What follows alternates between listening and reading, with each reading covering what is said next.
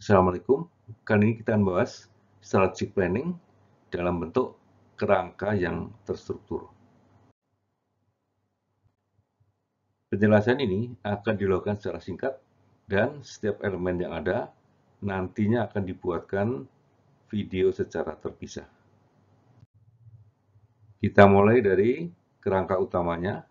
Jadi dimulai dengan harapan stakeholder, visi misi, arah strategi, dan terakhir adalah tersusunnya strategi. Untuk itu, kita membutuhkan pendekatan dengan model SWOT. Jadi, model yang kita gunakan adalah model SWOT, yaitu Strength, Weaknesses, Opportunity, dan Threat. Di mana analisis internal adalah SW, analisis eksternal akan menghasilkan OT. Dari strategi, nantinya kita bisa menyusun program dan akhirnya akan menyusun anggaran jika sampai tahap operasional. Kita mulai dari harapan stakeholder. Stakeholder adalah pemangku kepentingan, yaitu semua pihak yang berkepentingan terhadap perusahaan. Ini akan mempengaruhi berbagai macam peristiwa, termasuk perumusan visi dan misi perusahaan. Kalau kita lihat, stakeholder ini ada dua. Kelompok pertama adalah internal stakeholder, kemudian yang kedua adalah external stakeholder. Nah, internal stakeholder ini dimulai dari kelompok paling atas, yaitu adalah direksi, sampai dengan para karyawan, dan akhirnya adalah pihak-pihak yang secara langsung berada di dalam organisasi. Sementara eksternal adalah mulai dari pelanggan sampai dengan komunitas sekitar perusahaan. Semua pihak berkepentingan terhadap perusahaan. Kita ke visi dan misi. Jadi visi ini pada dasarnya merupakan pilihan mau dibawa kemana perusahaan tersebut atau organisasi tersebut. Jadi intinya lah akan memberikan fokus yang mengarahkan perusahaan ini ke suatu tujuan tertentu. Yang kedua adalah misi. Karakteristik misi antara lain adalah merupakan definisi organisasi dan aspirasinya. Beberapa karakteristik khusus misalnya adalah terbatas untuk cakupan bisnis tertentu, kemudian berbeda dengan organisasi yang lain. Jadi khas untuk perusahaan tersebut dan tidak sama dengan organisasi yang lain. Sebagai kerangka evaluasi untuk aktivitas perusahaan, kemudian jelas dan dimengerti seluruh organisasi. Contoh dari visi misi kita ambil dari Garuda Food, sebuah perusahaan yang bergerak di bidang makanan dan minuman. Jadi dalam visinya, perusahaan ingin menjadi salah satu perusahaan terbaik di dalam food and beverage yang menghasilkan keuntungan dan diperoleh dari pelanggan yang terpuaskan. Misinya adalah memuaskan pelanggan, kemudian menciptakan komunitas di mana karyawan tumbuh bersama, mempunyai relationship, hubungan dengan semua bisnis partner, dan memberikan return terhadap stakeholder atau pihak yang berkepentingan. Yang berikutnya adalah analisis SWOT. Analisis SWOT terdiri dari analisis internal, eksternal, dan kemudian pada setiap faktor tersebut terdapat faktor yang positif dan faktor yang negatif. Untuk faktor internal terdiri dari S atau strength, yaitu faktor positif di mana salah satu komponen utamanya adalah core competence. Kompetensi yang dimiliki oleh perusahaan di mana perusahaan itu mampu bertahan, mampu menghasilkan produk, mampu membuat perusahaan bisa mengaruhi dalam persaingan yang ketat.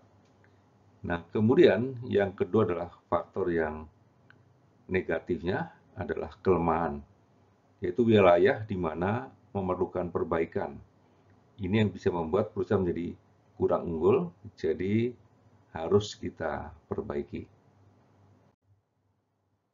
Yang kedua adalah faktor eksternal. Faktor eksternal ada dua. Pertama adalah opportunity, faktor eksternal yang menguntungkan untuk perusahaan. Jadi potensial untuk kita ambil manfaatnya. Sementara faktor T atau threat adalah faktor yang bisa mengancam perusahaan. Inilah 4 elemen, jadi S, W, O, dan T. Kita lanjutkan dengan analisis Pestel, yaitu pendalaman dari analisis eksternal. Analisis Pestel singkatan dari political, economic, sosiokultural, kemudian teknologikal, ekologikal, dan legal. Nah, untuk analisis Pestel ini sudah dibuatkan video secara khusus, jadi tidak akan kita bahas secara khusus. Intinya analisis ini akan menghasilkan opportunity dan threat, peluang dan ancaman. Analisis eksternal yang kedua adalah analisis industri. Yang biasa kita gunakan adalah Porter 5 Forces, di mana kita melihat ada 5 elemen. Kita lihat bagian tengahnya dulu adalah kompetisi antar pemain di dalam industri tersebut, seberapa ketat persaingannya. Kemudian ke arah hulu ada supplier, berapa kuat bargaining power dari supplier, dan ke arah hilir ada customer, berapa baik perusahaan ini mampu bernegosiasi dengan pelanggannya. Kemudian ke atas adalah pendatang baru, seberapa mudah sebuah perusahaan masuk ke dalam bisnis tersebut. Dan yang terakhir di bagian bawah adalah substitusi. Produk apa yang mirip menggantikan fungsi utama dari produk yang diperjualbelikan di dalam industri tersebut. Suatu industri dikatakan menarik ketika faktor-faktor tersebut adalah dalam posisi low. Jadi misalkan mudah memasuki persaingan, persaingannya tidak ketat, supplier bargaining power-nya rendah, customer bargaining power-nya rendah, tidak ada substitusi. Inilah contoh di mana suatu industri itu akan menarik. Kemudian analisis internal. Analisis internal ini kita mulai dengan beberapa aspek. Jadi intinya adalah upaya untuk mengetahui kemampuan organisasi dalam menjalankan bisnisnya. Nah, analisis akan berkait dengan sumber daya yang kita miliki, bisa secara fisik, mesin, peralatan, dan seterusnya, bisa sumber daya keuangan, bisa juga sumber daya intangible asset seperti brand dan sejenisnya. Kemudian, analisis ini akan kita arahkan untuk mengetahui kemampuan organisasi dalam menggerakkan semua faktor tersebut, melakukan orkestrasinya untuk mencapai visi misi perusahaan. Nah, alat yang bisa kita gunakan adalah Key Success Factor, KSF, Value Chain, dan kemudian Key Internal Factor. Apapun yang kita lakukan di sini, hasilnya adalah strength dan weakness. Kekuatan apa yang kita miliki dan kelemahan apa yang kita miliki. Kemudian, arah strategi dan sasaran. Salah satu cara untuk menggunakan arah strategi dan sasaran adalah menggunakan GE matrix, internal external matrix, atau 9-box matrix. Nah, ini kita lihat ada beberapa faktor yang mempengaruhi. Jadi kita melihat ada faktor eksternal yang tadi sudah kita sebut, kemudian ada faktor internal yang tadi juga sudah kita sebut pada waktu analisis SWOT. Nah, kemudian kita akan menilai semua faktor tersebut, setelah itu akan kita petakan. Jadi di sini skornya memberikan 1 sampai dengan 4. baik untuk faktor internal maupun faktor eksternal. Dari sini kita akan melihat ada 3 hal yang mungkin terjadi. Yang pertama adalah grow and build, hold and maintain, dan harvest or divest. Kapan itu terjadi? Kita bisa lihat di sini.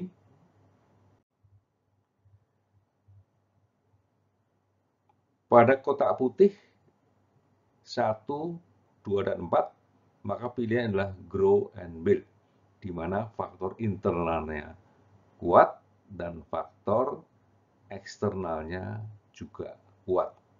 Jadi sama-sama positif, maka grow and build. Kemudian jika rata-rata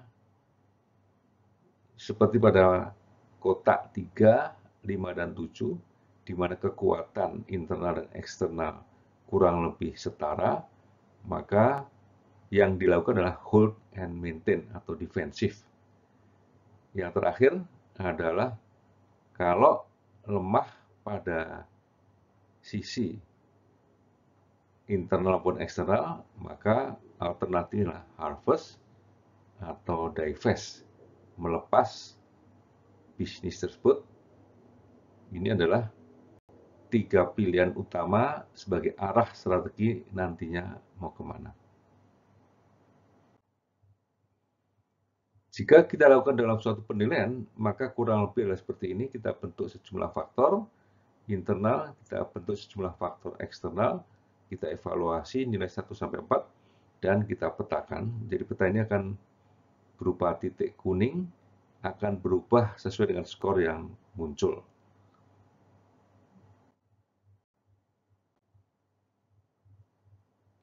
Kemudian, perumusan dari strategi itu sendiri.